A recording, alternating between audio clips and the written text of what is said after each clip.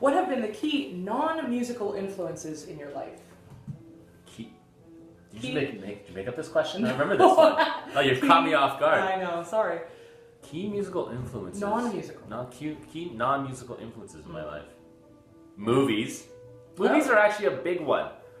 I would say, like, you know, because movies really take you to places that you just couldn't be otherwise. You know what I mean? They really, they just like books.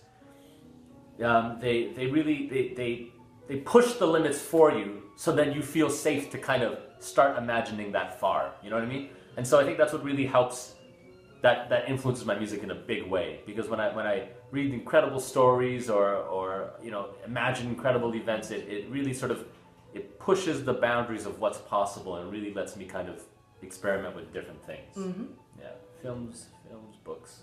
Yeah, I was gonna kind of piggyback on that, because for me it's I wouldn't have said movies, but now that you say it, I agree. I might have said experiences in general, but that's such a huge thing.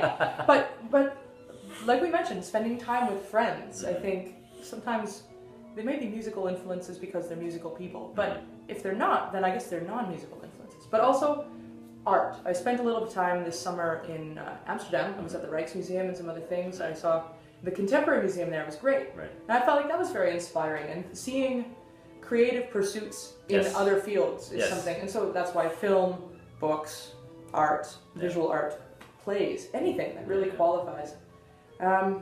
And travel, I'm going to add that. I think that travel is one of my biggest influences, to see how different people live in the world and how they experience life really can change how you experience your life and how you therefore translate that into music making. Yeah, absolutely.